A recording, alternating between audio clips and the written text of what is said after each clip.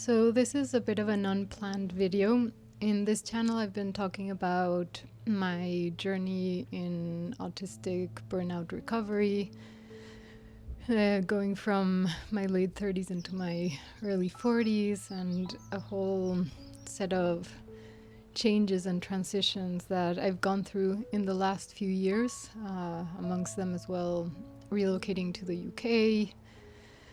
Before that, living between Mexico City and London, and just a bunch of things that I feel that my body's going through, especially because of autistic burnout, and probably also because of, just hormones and things that a woman's body goes through at my age.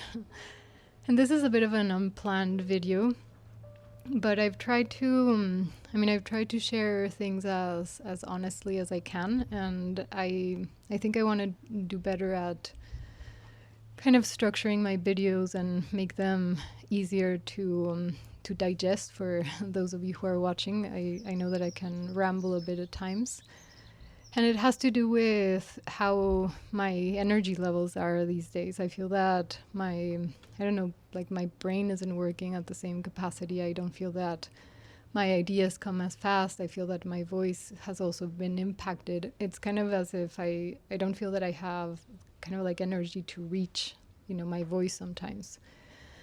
But today I wanted to talk about one of the most frustrating things that I have been going through in these past few years, which has to do with the lack of energy and the energy fluctuation in, from, one day to the next.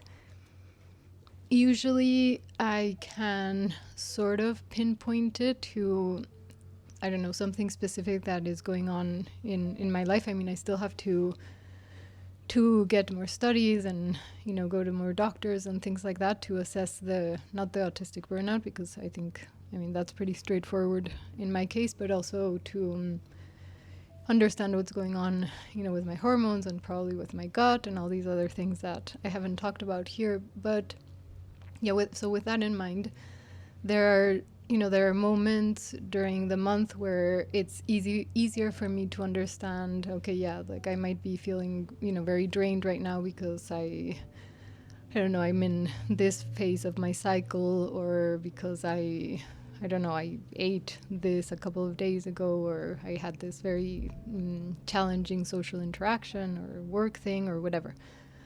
But there are other times where it's just a little bit more difficult to understand why I feel so depleted. And I wanted to make this video today because I'm right in the middle of kind of going through, through feeling very depleted.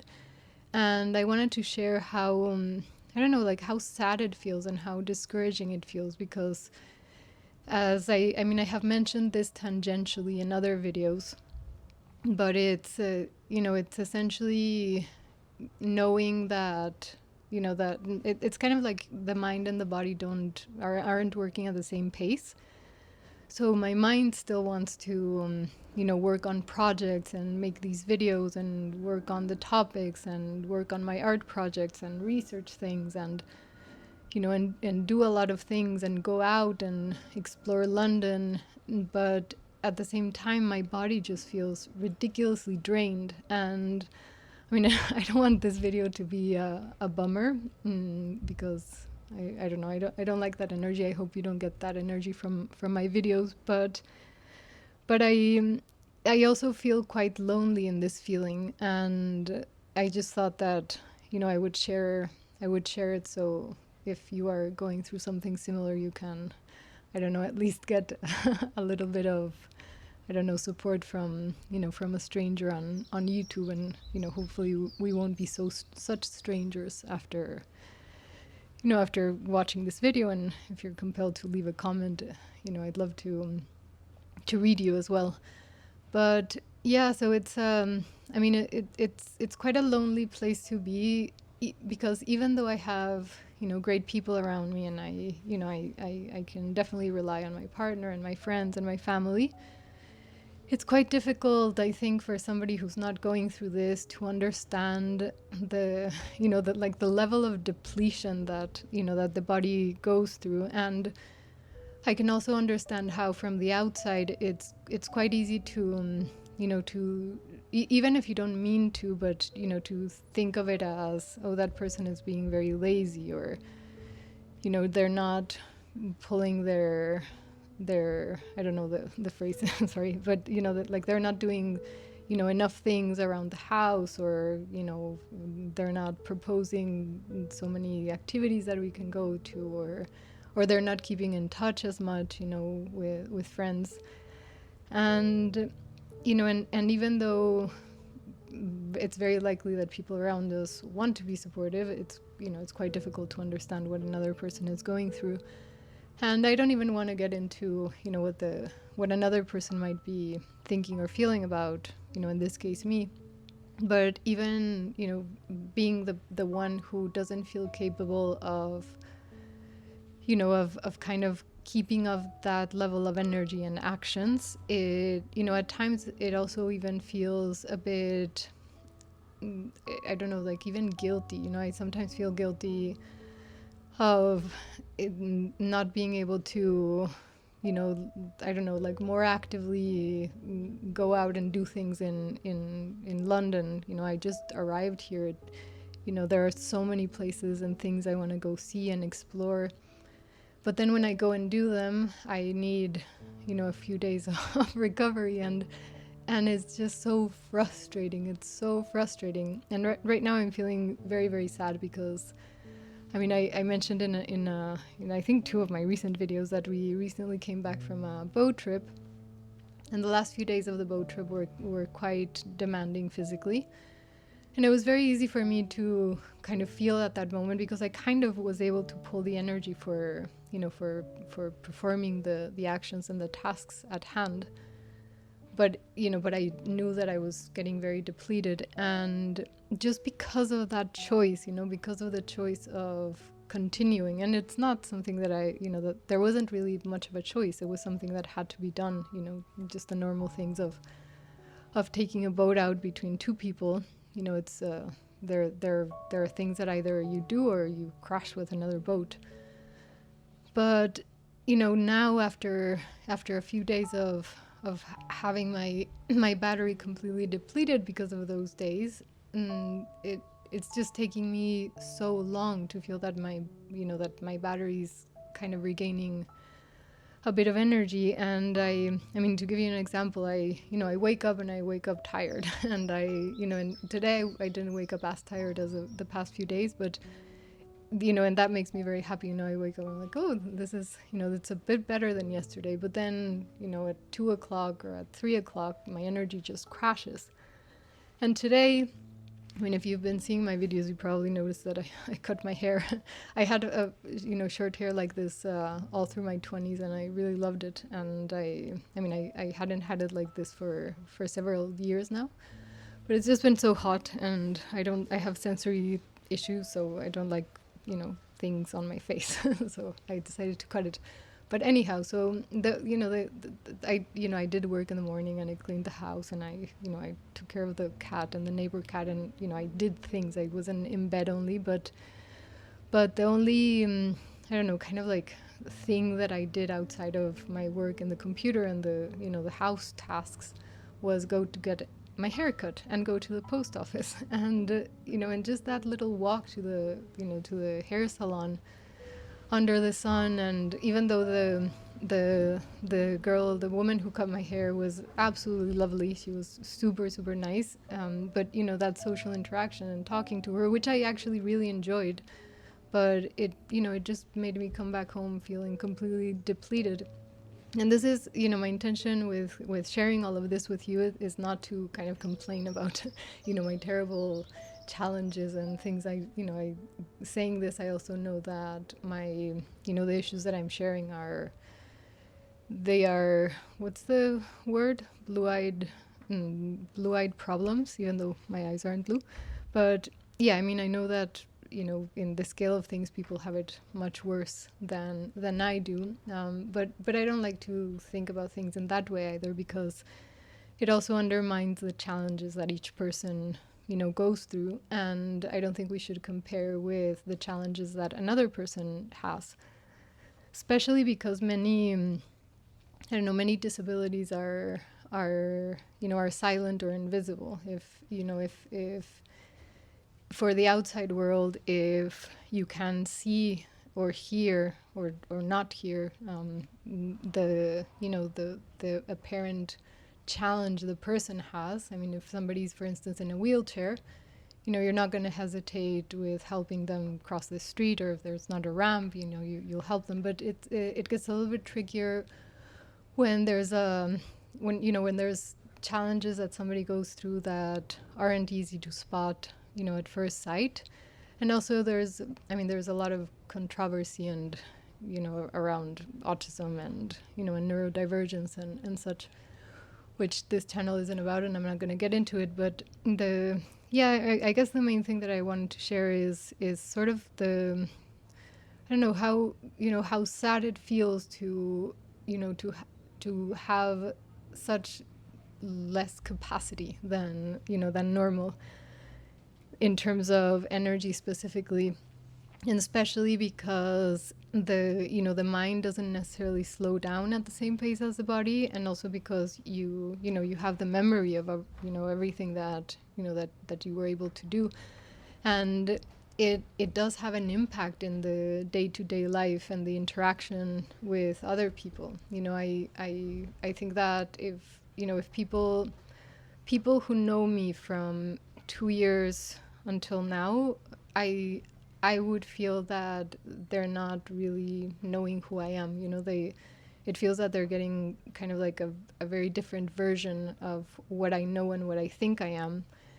And at this energetic level, I don't feel that I have even the resources to kind of show them who I feel that I truly am. I don't know if this, if any of this makes sense, but yeah, it's just, I don't know, it just makes me feel so sad. And in this sadness, there's also, I don't know, like a sensation of loneliness, because, I mean, there are communities out there of people, going through chronic illness and autistic burnout. But even, because of the nature of how we feel in this stage, it's, we don't necessarily feel like too energetic to interact with other people anyways. And and it's I don't know, it's not something that is very easily explained. Again, the coffee machine, I'm not sure if you can hear it, but yeah, so that's how I feel right now. And I just thought that I would share this with you. I don't have a specific solution for this. The things that I have been trying to tell myself is to be patient with myself, to know that just as this might be a quote unquote bad week energetically, but I also have the memory of a couple of weeks before where I felt more energetic. So it's it's a bit about being gracious with yourself, being patient with yourself, and also kind of understanding that that designing a life that that fits around and accommodates the needs that one has at this particular moment is also possible. It's not necessarily easy, and it sucks, and it's kind of a challenge to have to kind of like rethink one's life in the middle of being in a crisis. But it is something that we can do if we are lucky enough to have support from people who love us. It just makes everything easier as well. And I'm sure that I haven't researched this that much now that I'm in the UK, but I'm sure that there are also, I mean, depending on the place in the world where you live, there must be also resources and at least a community of people who can empathize with with what we are going through, or what you are going through. When I was in Mexico, I mean, very short after I found out that I am neurodivergent, actually last year, so about a year after I found out, I mean, I was seeing a therapist, and then I changed therapists, thinking that I wanted to to talk to somebody who had more, I don't know, like more of a vocabulary related to autism and neurodivergence. And I mean, this is all to say that he, this therapist, he suggested that I go to like, I don't know, like online autism community groups, and I did go to a few, and they were they were they were quite fun. I mean, it was a very interesting experience, and everybody was really nice. But what I wanted to say is that I realized also that there weren't any, or at least I couldn't find any such groups in Spanish. So I decided to create a social meetup for neurodivergent people who, I mean, in Spanish. I have paused it since I've been back in London and then, in Mexico and back here, because I just felt that it was too much, and especially also because of the time difference. I'm not sure if I'm going to redo it yet, but what I was going to say is that even having, like sometimes even if there isn't something available already for us, creating something that, if we are the ones also to invite other people to, to be with us in this community, it, like we can take action in terms of creating that community ourselves if the community doesn't already exist. And I guess in a sense, it's what I'm trying to do with this channel. When I started it last year, it was, I thought that I would focus more on my therapy work and, the spiritual and energy things that I'm interested in.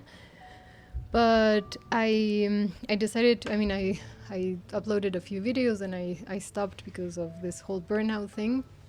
They weren't that good, I think, anyways, but I stopped for a while and I decided to restart with this kind of new focus because it's, I don't know, it's what's happening in my life right now and what I'm interested in researching, and the thing that I feel that I can talk about in earnest and with honesty and interest these days.